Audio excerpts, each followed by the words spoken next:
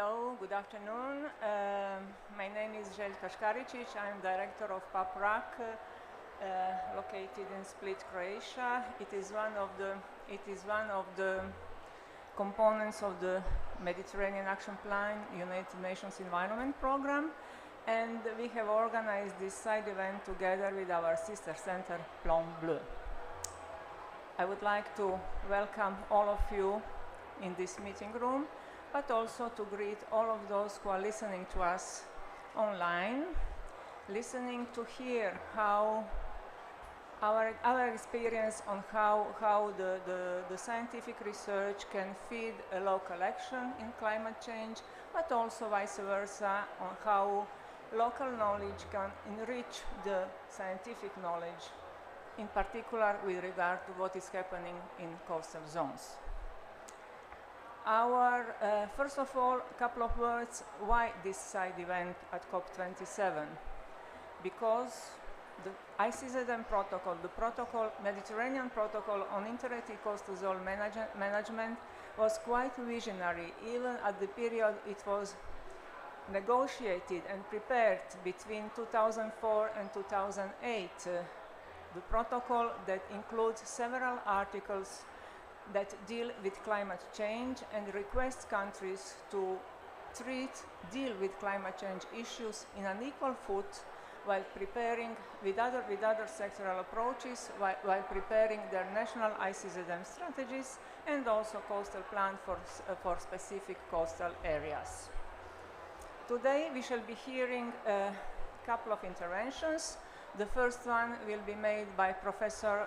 The first one will be set the scene with some results of the MEDEC work, and then we shall be hearing some concrete examples from several Mediterranean areas. We have three speakers today. The first one will be Professor Piero Lionello. He is professor at the University of Salento in Italy. He's also a member of the steering committee of MEDEC, which is a Mediterranean panel of experts on environment and climate change. And then we shall be hearing some concrete examples from my colleague Daria Povškugor. She's a senior program officer in PAPRAC. She has a long experience in managing projects all around the Mediterranean, and this last year she specialized on climate change issues.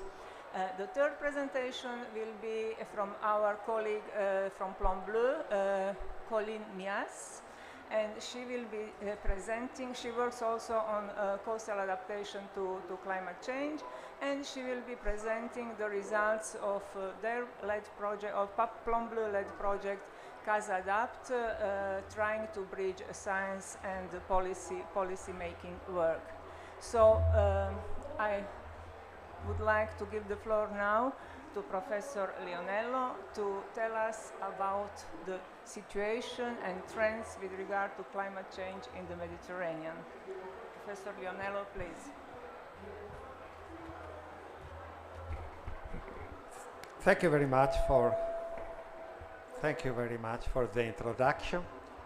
So I'm going to change about the basic dynamics of and climate evidence for what is happening in the Mediterranean in the coastal zone. Mine will be a very brief summary, highlighting the most important results. It will be based on a series of documents of consensus. A lot of effort has been recently done to express the consensus of scientific community on climate change and related issues in the Mediterranean region. And you can find a lot of information in this sequence of reports. Chapter 13 of IPCC sixth assessment, the cross-chapter paper number 4, fully dedicated to the Mediterranean, and the third Mediterranean assessment report by MEDEC. MEDEC is also preparing a new report on coastal risks, and my colleague Daria Pov is also part of this effort. It will probably be public in about 1 year from now. So IPCC has detected four key risks affecting Europe. Risks for the people ecosystem from heat stress, risks of losses for agriculture, risks of water scarcity, and risks to people from coastal, riverine, and pluvial floods. Now, if you look the stars, those risks, risks 1 and risk 4, are extremely relevant for the Mediterranean and for its coastal zone. And if you check, there are two important things, that risks of coastal floodings and the risks to the delayed risks for the cultural heritage will emerge also with relatively low levels of global warming. And if you compare the marine, too far, the marine and the terrestrial ecosystems, you can see that risks for marine ecosystems will emerge and become high with lower global warming levels than for terrestrial ecosystems. So those risks are made large because of the vulnerability of the Mediterranean region and of its coastal zones and marine ecosystems.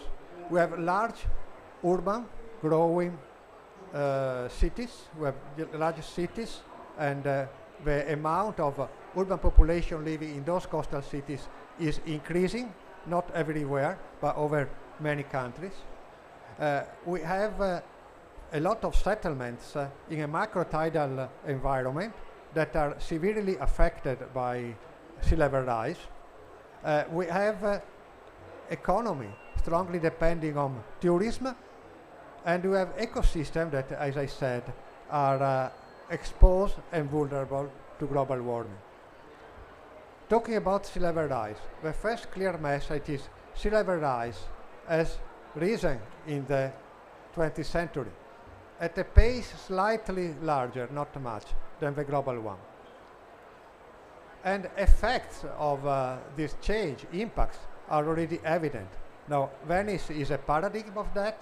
You can see the effect of floods on the left, and on the right, you see time series of sea level rise with a substantial component due to vertical land motion, and the bars show you the increase of the frequency, the associated increase of frequency of floods. But Venice is not alone, unfortunately, with that.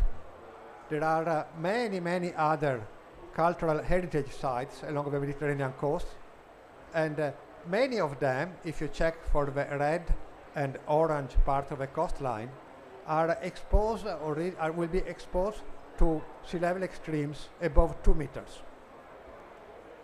Well, the mean sea level is going to increase, no doubt about that. That's the global mean sea level. And the Mediterranean mean sea level will follow that very closely. So as a consequence of that, we have projected different scenarios. You see that difference between scenarios, among scenarios, is not very important if you go at the mid of this century, but it becomes very important at the end of this century, where if we don't mitigate climate change, there are plausible mechanisms leading to an increase of 1.4 meter. So there is a moderate good news, that is, of course, mitigation can effectively reduce sea level rise. But it is the bad news that even if we succeed with mitigation, sea level will continue rising. And on the long perspective, if you go the panel on the right, you can't exclude a rise of sea level of several meters. That's it is in the 23rd century. So this change will really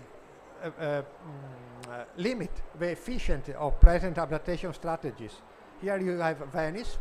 Now Venice is in the middle of a lagoon. The lagoon is connected to the Adriatic Sea across 3 inlets, and the present systems blocks the flow across these three inlets during the extreme events to prevent the flooding of large part of the city. But there is a limit in the concept of this approach, that if the duration of the closure become too frequent, the system will become ineffective, and there will be severe consequences on activities, the ship traffic, and ecosystems because of the renewal of water in the lagoon. Now, it is very likely that the level that will produce an increase of to 2 months on the duration of closure of the lagoon will be reached within this century if mitigation is not successful. And it is likely, or it is can be expected that in any case within this century, also with successful mitigation, we will have to close the lagoon for more than 2 months, but that can even become 6 months without successful mitigation. And well, Venice is a paradigm, but and it is not just because we are in Egypt. The Nile Delta is another area extremely at risk.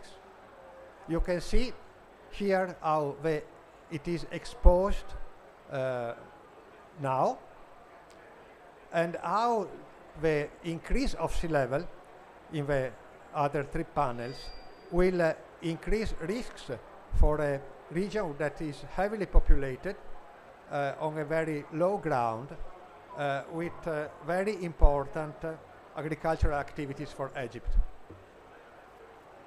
So you can of course adapt, and but of course there is not one approach that will fit all locations and all purposes.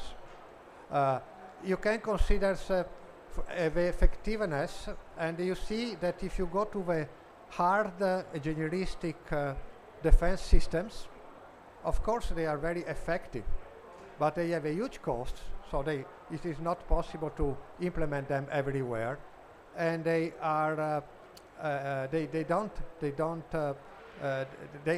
is the residual risk that they will destroy ecosystems. On the other side, if you look at the other extreme of a different approach, you have nature-based solutions, but nature-based solutions have very often a limited effectiveness, and then there is a conflict with land use. So what you select will be very much depend on the situation and what is the risk that you are facing. Well, it is not just sea level, it's also warming. The Mediterranean has been warming during the 20th century, and this warming has dramatically accelerated in the last few decades. The whole Mediterranean has warmed. The eastern part has warmed much more than the west. And this has also already had an impact. You can see a list of mass mortality events for mussels. Mussels that are an important sector for fisheries for many Mediterranean countries. And of course, warming is going to be much worse. That is as a function of the global warming level, what will be the sea surface temperature in the Mediterranean. And you can see that in practice, the northwestern parts of the Mediterranean, the cooler parts now, will be in the future warmer than what the warmest part of the Mediterranean are now. And you can rule out increase, I'm not talking about heat waves, talking about mean temperatures, increase with respect to present well above 4 degrees. Now, of course, also as for floodings, you can also adapt to preserve ecosystems, okay? And there are several different options. One is certainly the network of marine protected areas, but then it is also research and improve the sustainability of the way in which you use marine resources. But there is a strong warning here. Adaptation hit hard limits. And hard limits are evident here. I think that's for coral reef, and that's the amount of surviving corals on the left without adaptation and on the right with adaptation. Blue corresponds to a low warming level, 1 degree. So in that case, adaptation will be successful at preserving the coral survival, at ensuring the survival of corals. But if you go for a high emission scenario, high sea surface temperature increase, well, what adaptation can do, it is just to delay the disappearance of corals. Because in any case, if you look at in both the right and the left panel, at the end of a century, there will be no corals left. So the next message it is that you can't just rely on adaptation. You need to have urgent mitigation and adaptation action simultaneously. Mitigation, of course, fossil fuels, stop using fossil fuels to limit the increase of sea level to 40 centimeters. We can't stop that, we can just limit. And to limit the urgent sea surface temperature increase to 2 degrees. And adaptation to reduce all negative risks that the Mediterranean coastal lines and seas are facing. Thank you for your attention.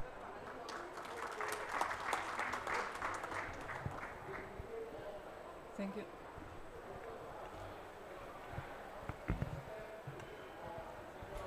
Thank you very much, Professor Leonello, for your very interesting presentation and introduction to what we shall be hearing afterwards. I just forgot to tell that Professor Leonello is the coordinator of the special report on coastal risks. Sorry, I forgot to tell that at the beginning, yeah.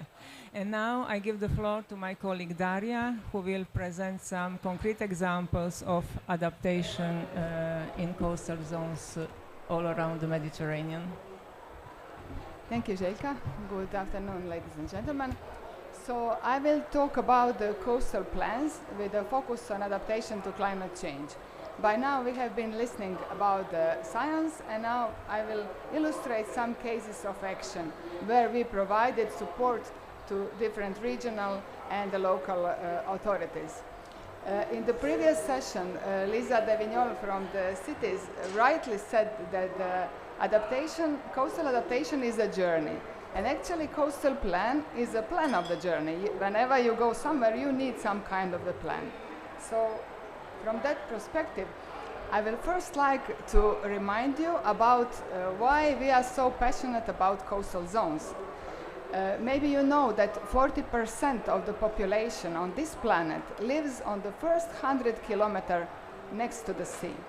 And this territory makes only 8% of all inhabitable territories of the world. On the other hand, out of 13,000 of known species of fish, 80% live in the coastal waters. So basically we are all squeezed in this rather small territory, which makes it precious but also fragile for us. In this image that I really like, you can see this golden ring that goes along our coastlines. And these maps produced by our sister center Blue Plan is also showing you the density of population in the narrow coastal zones, while the right map is showing you total renewable water resources per capita. Water is alive. And what we see on this map is this huge difference between south and north. And what we know is that with the climate change, there will be less water when we need it the most, which is in the summer.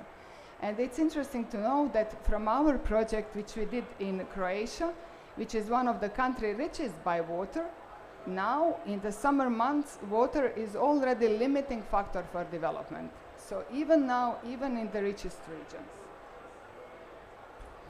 the stakes are high. This diagram is showing you the percent of built up per coastal belt in 1 kilometer per coast. And we have got this map in collaboration with UNEP Grid in 2017. This was the first time that we got an insight into the size of the built up along our coastlines with the same methodology for all Mediterranean countries. For us, this is why this map is really precious, this diagram. And from this diagram, you can see that some countries like Lebanon are now getting to more than 45% of the built-up, followed by Slovenia, Syria, Israel, and then France, Italy, and Greece. And what is also interesting to know is that the average built-up surfaces in EU are 4%. So we are comparing 4% with 30% of urban build-up. And what we know and what you have rightly heard about from previous presentation from Piero, sea level is rising and this rise is accelerating. On the other hand, from this diagram, you may see the historical data because the blue line is showing you data from 1975 and the orange is 2015. So as you may see, this urbanization of the narrow coastal belt isn't stopped, and it is not even slowing down in many countries. So we still continue to urbanize these coastal areas, and we have a similar map for 150 meters, which is showing very similar data. So, as Željka previously said, we had protocol. We have also more and more countries who are having a coastal law, which unifies all the issues related to coastal law.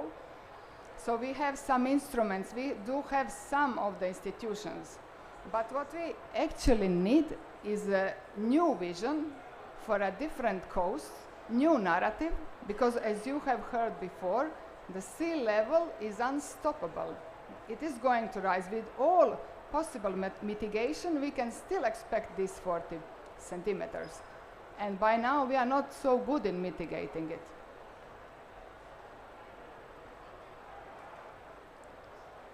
The ICCSD protocol's Article 18 is inviting countries to prepare national ICCSD strategies and coastal plans.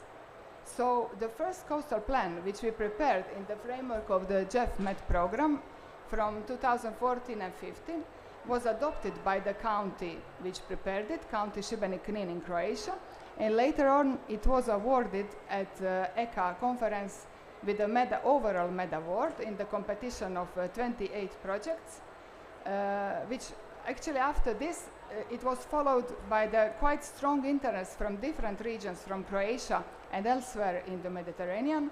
So today we are about we have about now 9 coastal plans based on the protocol, but also many other more which are not prepared by us.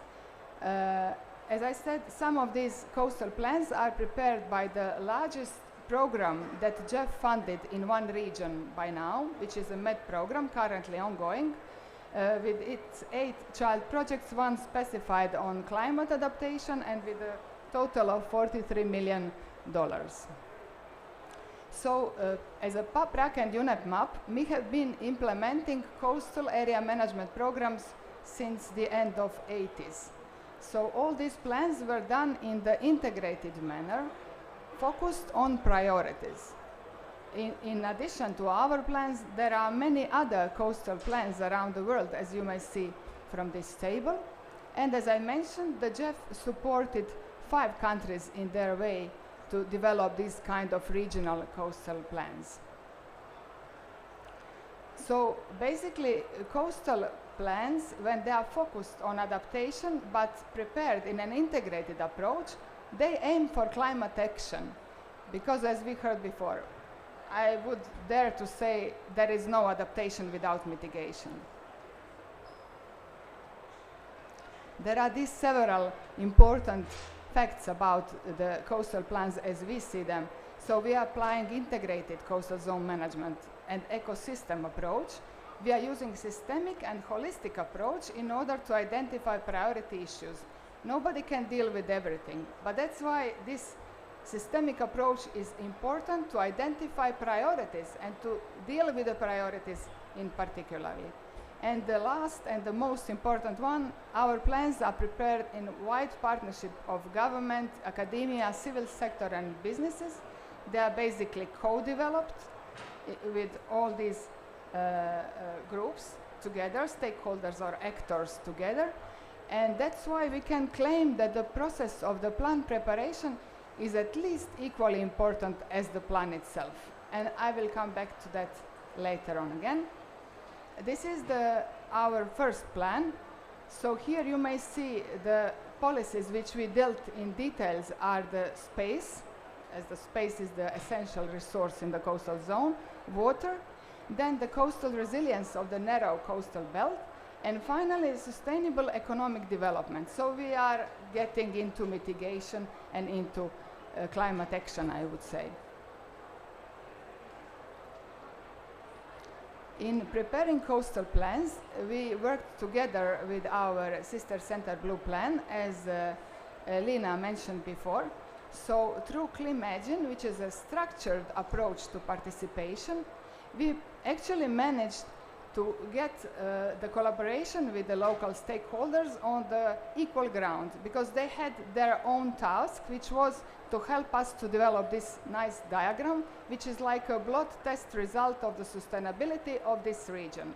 If it's green, it's okay. If it's not green, it's not okay. So this is something that is very, very easy to understand, very communicative, and very liked by the stakeholders who participated in all this process. So through different workshops, we presented them what our experts found on the ground, heard what they have to say, captured their local knowledge, and also changed our ideas based on what we found from the local actors. And finally, we got to this collaboration and engagement. The combining expert and local knowledge was the key of success of this plan, I may say. So why we insist so much on this process is because it actually includes building of confidence and relations. It supports local community and implementation. This is what we care the most. Implementation. Whatever we do, if we don't implement in the end, it's all waste of money, waste of time, waste of human energy. So implementation is the key from the very beginning of our work. Here you may see the images of the two coastal plans which we are now preparing in the framework of MED program. One is in the Montenegro and other one is Tangete Tuan Al Hoceima. Both these plans are now concluding their diagnostic stage and getting towards designing the plan. Designing the plan is designing the future, and now how to help this happen, how to really create the future. One of the things is innovation, and this is something that is very a breakthrough at this moment, are actually the use of the spatial images. So as I said before, the key resource in coastal zone is space. You have heard the numbers. And the land use is the key indicator of the state of coastal space. So land use for us is the basics. And also we know that land use is the world's second largest contributor to greenhouse gas emissions. So the key issue for mitigation and for adaptation in the coastal zone is its land use and land use change. Thanks to the Sentinel program, we now can say that we have tools, means, and ability to monitor coastal urbanization, coastal land take, land cover, and land use. And we are now proposing this indicator for all Mediterranean countries to follow. And the first run of this assessment will be done now in this year. So it is like again, we are going through the much advanced methodology than the one that we had in 2017, and we are very thrilled about the results, because this may really revolutionize coastal planning and management. You can't manage what you can't count, what you cannot monitor. So this is now an essential tool for us. To talk about few obstacles, this is, I think maybe this is the crucial one, and probably many will agree.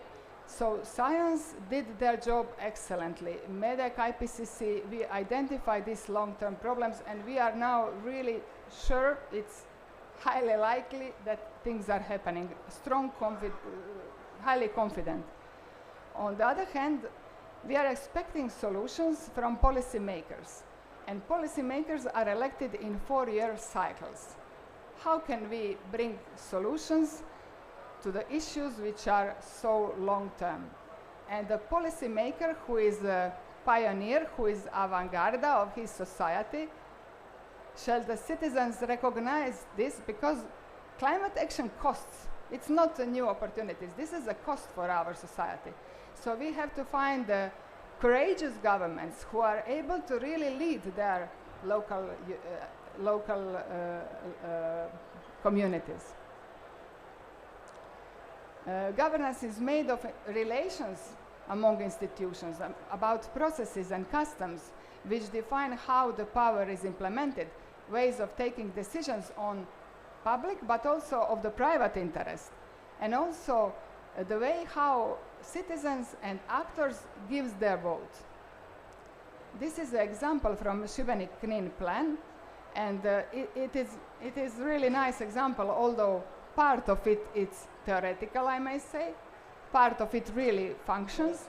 So we have this vertical and horizontal integration, which is essential. So we have a national level, county level, we have all the dimensions of the sustainability in this county committee for integrated coastal zone management. Climagine helped us to design this. Then we have an administrative committee which is based on the cities and municipalities.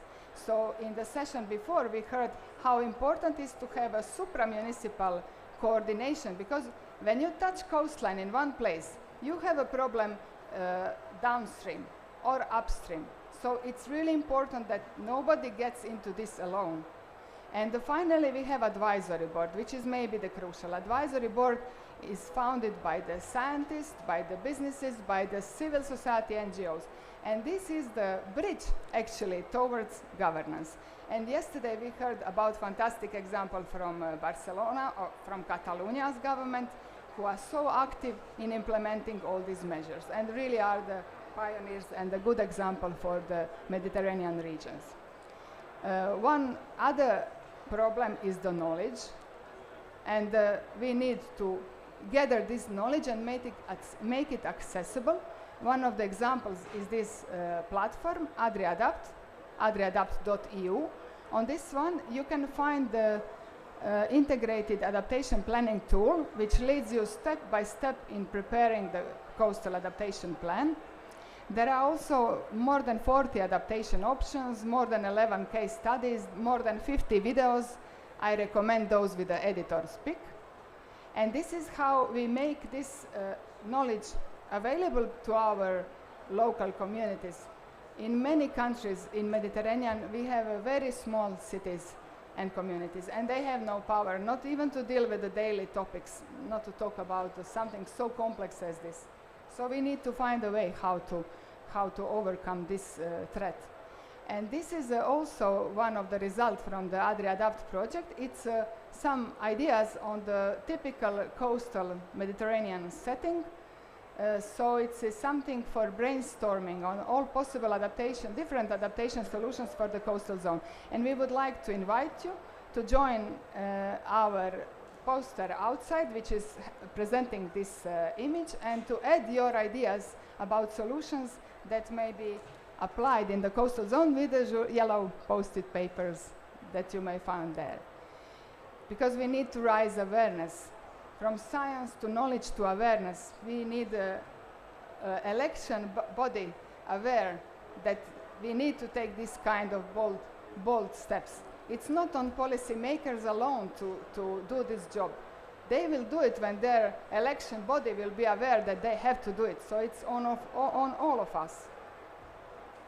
To end, the governance is a task that exceeds the management structures, and it requires wide social partnership to be successful. That's why the SDG 17 is so important. I would say it's the most important one, because if we get this one right, we will get all the others. Thank you for your attention.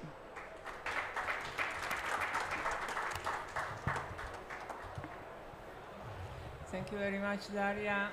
Always passionate when talking about coastal zones and how to protect them and make them better place for coastal populations. Now, without delay, I would like to give the floor to our colleague from Plomb Bleu. Please take the floor and make your presentation of the CASADAPT project. Hello, everyone. Do you hear me well?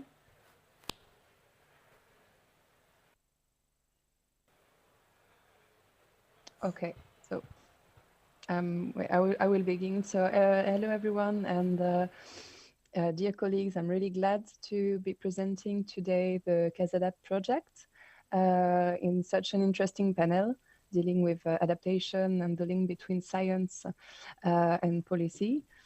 So I'm a project manager at Plan Bleu, which is another regional activity center at of the UNEP map system, along with PAPRAC.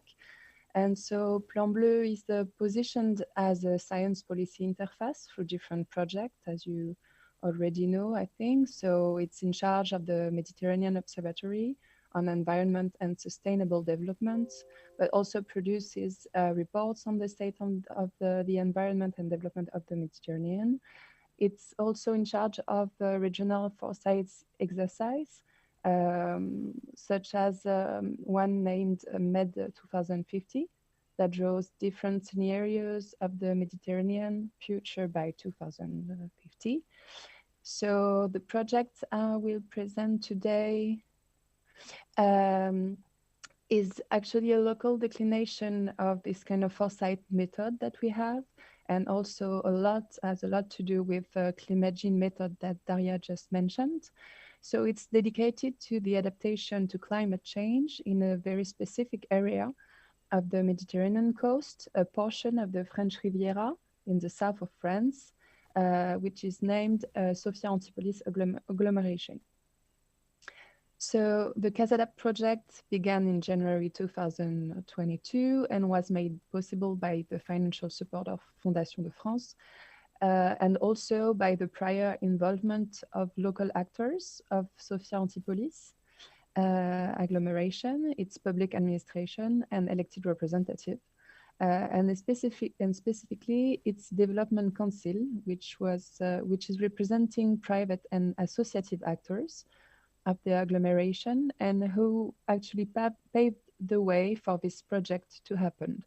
So it's a collective work, collective also because it's part of the ongoing reflection and network facilitation led by the region Provence-Alpes-Côte d'Azur, and also the work of our main partner, the GREC Sud, that gathers regional experts on environmental and climate change to build a bridge between science and local decision maker. So this prior dynamic is really important and was really essential to begin this collaboration and build a research action project in this coastline, which is really exposed to climate change. So this project consists in interrogating how national and international standards circulates and how they are implemented locally, but also what are the institutional and cognitive obstacles to transformational adaptation. So first steps, which is about the research, it's about analyzing regional and climate change patterns and collectively identify socio-economic issues to better integrate adaptation objectives into public action and local planning. So this ongoing project is really linked to this local planning, which is happening at the same time in this area, and as also is meant to be disseminated and replicated in other parts of the Mediterranean coast, parts that share the same climate fate, if I can say, and socioeconomic issues, but also morphological constraints, for example. So what are the standards, the internal standards in terms of adaptation, and where do we stand today? So the IPCC fifth assessment report underlines that the local institution will shape the impact of climate change. So in particular, cities and settlements by the seas are now considered to be on the front line of climate change, that they play a pivotal role to implement the Paris Agreement, to promote sustainable development goals and climate resilient development.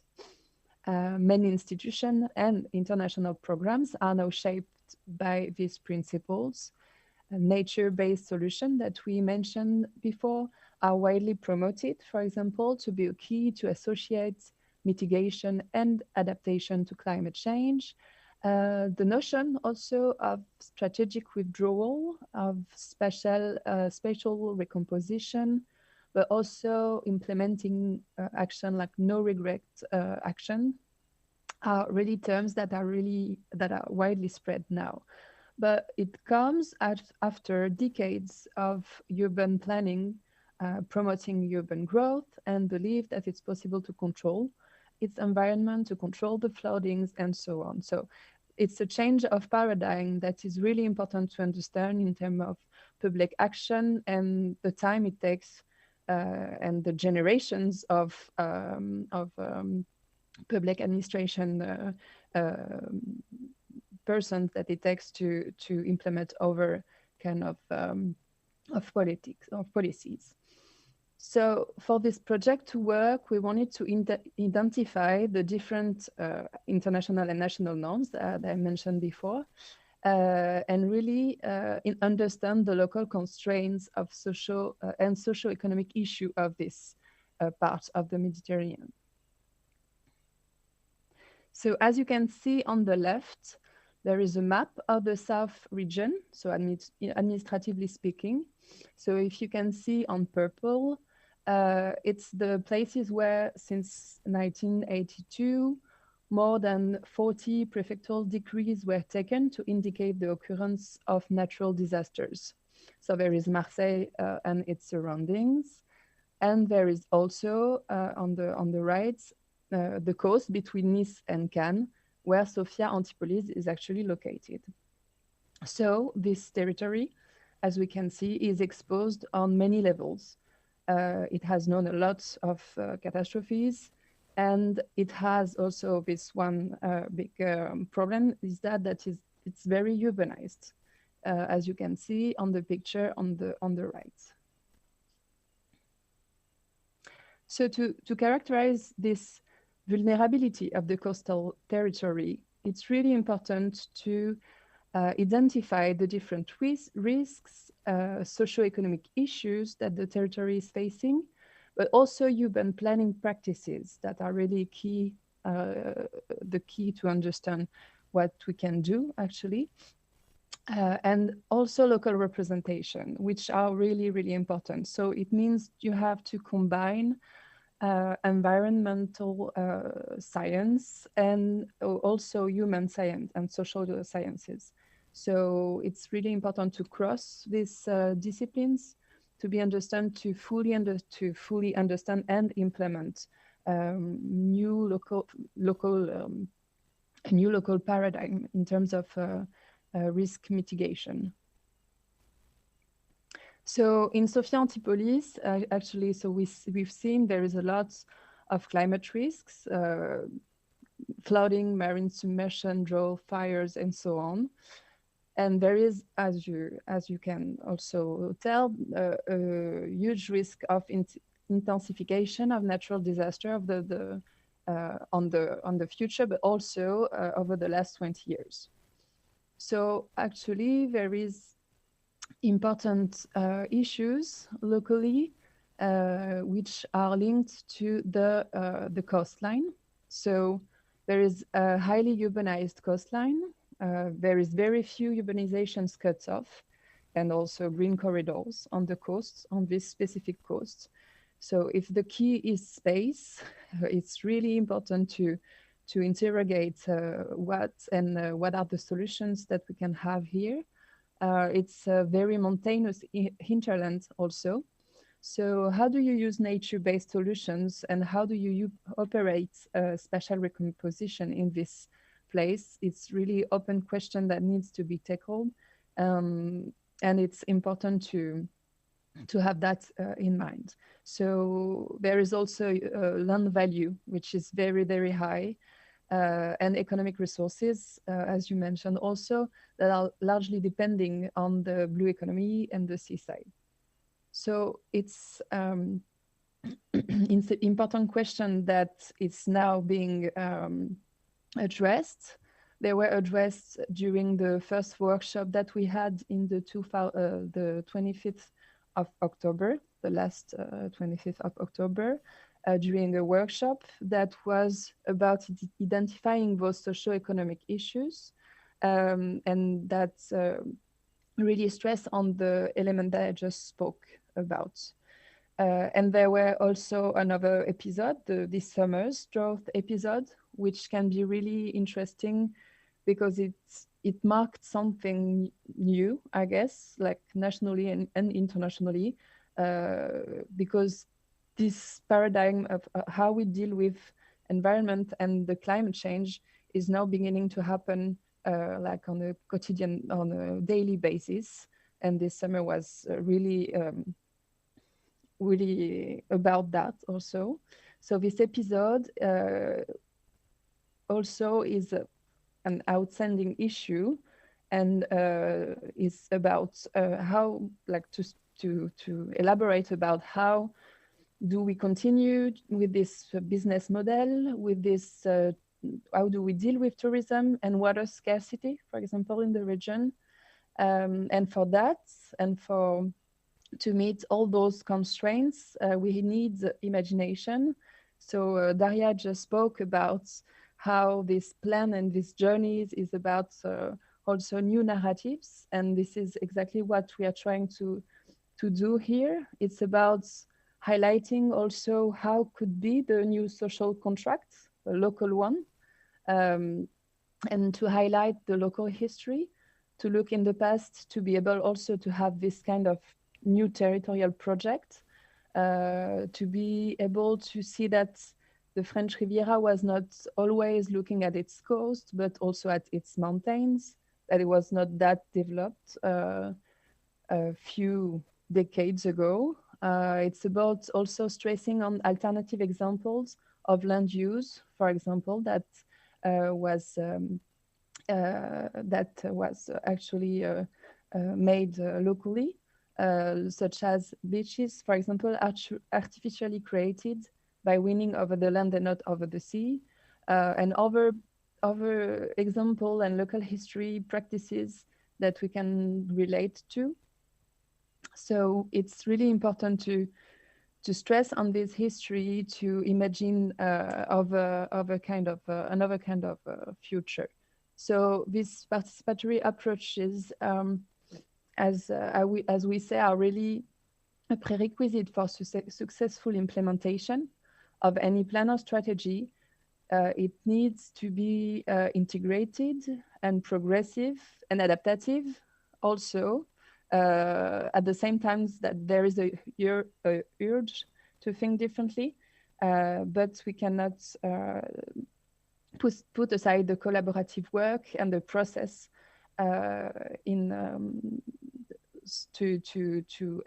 to be able to move forward quickly. So we have to find ways to prioritize and modulate according the local value system, but also social special constraints. So we are going to move forward with this project by organizing different workshops and imagining also solutions that can be approved based on this local value system and put into perspective with the local planning actually going on. So thank you very much.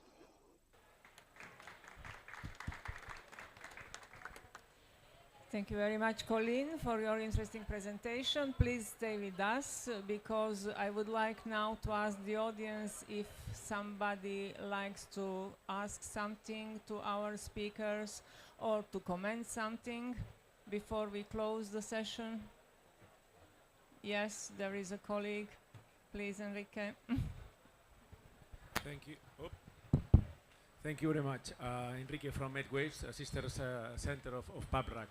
Well, first of all, thank you for this event. Was very very shocking and good experience in terms of information and also ideas.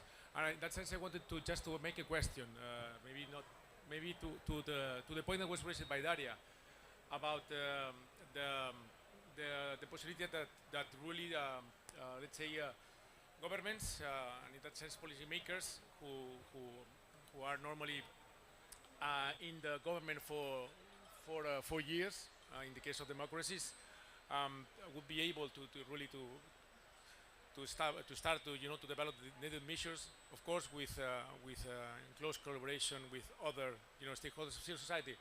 I would like to make a question. I don't know if maybe not to the panelists, but to anybody else that would like to answer. That if we really think that taking into account that we have been talking, discussing, and we still discuss, and we do more and more research on something which is already a huge problem, which is climate change, together with maybe only environmental challenges, it would be a crazy idea to think that there should be some kind of real planet governance. I mean, a planet govern so that in the case of the United Nations, it would not be at the service of the countries, but the other way around.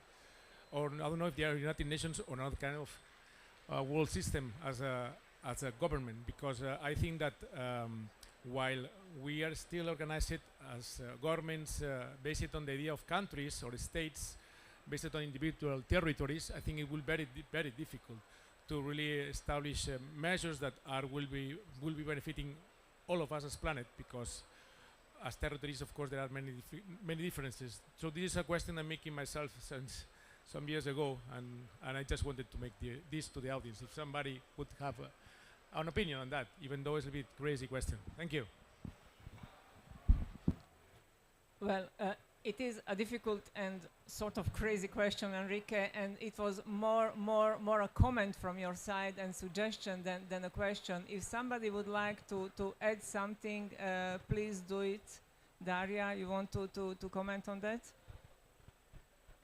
Yes, yeah, I understand what you are thinking, but what is going on right now gives us no hope that this can be a reality. So we are going backwards instead of forwards. I mean, we now have to deal with again with the world war, nuclear weapon. I mean, I just can't believe the news. So my biggest hopes are really, maybe this is also unfair, but my biggest hopes are in the pressure of the youth, because this is their world. And somehow I think that it must come from bottom up, because it seems it won't come from top down. So it must come from those to whom this world belongs. But this is so unfair to tell them that we expect them to solve what we've done. So in a way, it's a catch-22. Okay, Daria, Professor Skoulos wanted to add something, please, shortly. Thank you very much. Congratulations to all. I think the discussion we had, particularly from Paprak, confirms the need to go for integration, as we were talking for years on that.